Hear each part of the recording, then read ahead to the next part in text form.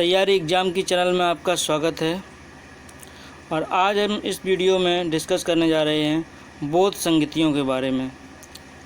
आपके एग्ज़ाम में कहीं ना कहीं बोध संगति एक ना एक पूछी ही जाती है, कभी प्रथम, कभी द्वितीय, कभी तृतीय।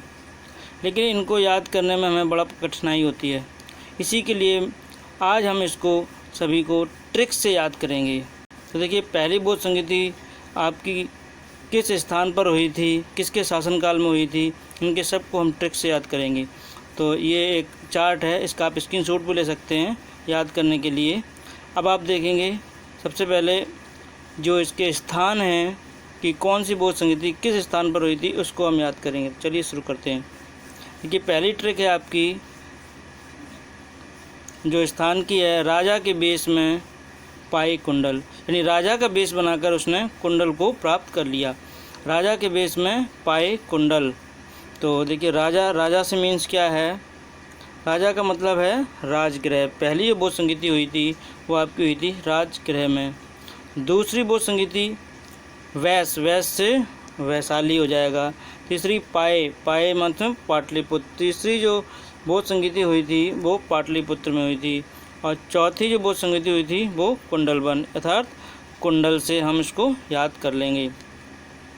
तो आपके इस ट्रिक से आप आसानी से याद रख सकते हैं। राजा के बेस में पाई कुंडल, राजा राजगृह, बेस वैशाली, पाए पाटलिपुत्र और कुंडल से कुंडल वन।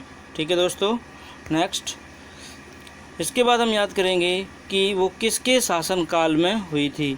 तो इसकी ट्रिक है, आज काला अशोक कहाँ है। तो इसको आप याद कर लेंगे, आज काला अशोक कहाँ पर है। तो आज से मतलब है अजात शत्रु, काला से मतलब काला शोक, अशोक से मतलब अशोक, ये तो दिखाई दे रहा है आपको आराम से, और कहाँ से मतलब कनिष्क। ठीक है। तो प्रथम जो बोध संगति हुई थी वो हुई थी आपकी अजात शत्रु के शासनकाल में, दूसरी हुई थी काला शोक के शासनकाल में, तीसरी अशोक के में और चौथी कनिष्क के में। तो इस ट्रिक से आप इसको आसानी से याद रख सकते हैं। अब हम इसके समय के बारे में भी इससे आराम से याद कर लेंगे। यहाँ से आप देख सकते हैं कि पहली जो बोध संगति हुई थी वो 483 ईसा पूर्व में हुई थी। तो इसका पहला अक्षर ले लेंगे 4। अगर हम उल्टी गिनती देखें तो 4 पहली हुई थी, 4 दूसरी 3, 4 3 2 और यहाँ पर प्रथम यानी 1। तो इस तरह से हम याद कर लेंगे। पहली 483, दूसरी भी 383 और तृतीय जो हुई थी आपको वो 2 से 251, इसको तो आप याद रख सकते हैं। और चौथी आपकी हुई थी प्रथम शताब्दी में। तो अभी तक हमने कितनी चीज़ें याद कर ली? स्थान याद कर लिया, समय याद कर लिया और कौन से शासनकाल में हुई थी वो याद कर लिया। अब हम याद करेंगे इसके अध्यक्ष के बारे में। तो देखिए, जो प्रथम अध्यक्ष था वो था महाकश्यप। कौन था? महाकश्यप।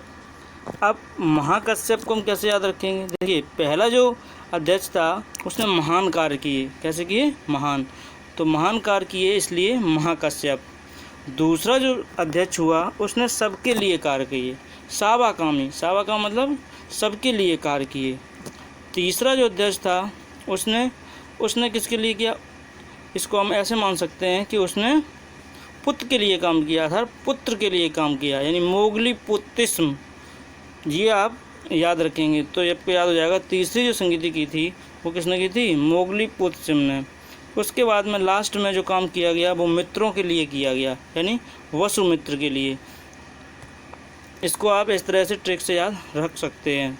तो इसमें आपको कोई भी प्रॉब्लम नहीं होगी। अब जब आप देखेंगे, अभी ऑप्शन देखेंगे इसका, तो आपको तुरंत याद आ जाएगा। पहली बोध संगति में क्या हुआ था? महान कार्य हुआ था, तो उसके अध्यक्ष कौन थे? महाकश्यप थे। दूसरी बोध संगति में क्या हुआ था? सबके लिए कार्य हुआ था। पहले महान कार्य यानी महाकश्यप, सबके लिए कार्य सवाकामी, पुष्य के लिए काम तो मोगली पुत्तिस्म, और चतुर्थ बोध संगति हुई थी मित्रों के लिए, मान लीजिए तो वसुमित्र। ठीक है। तो कैसा लगा आपको ये आज का वीडियो? अगर आपको वीडियो पसंद आया हो तो लाइक करें, शेयर करें और सब्सक्राइब करें। बहुत बहुत धन्यवाद। Thank you.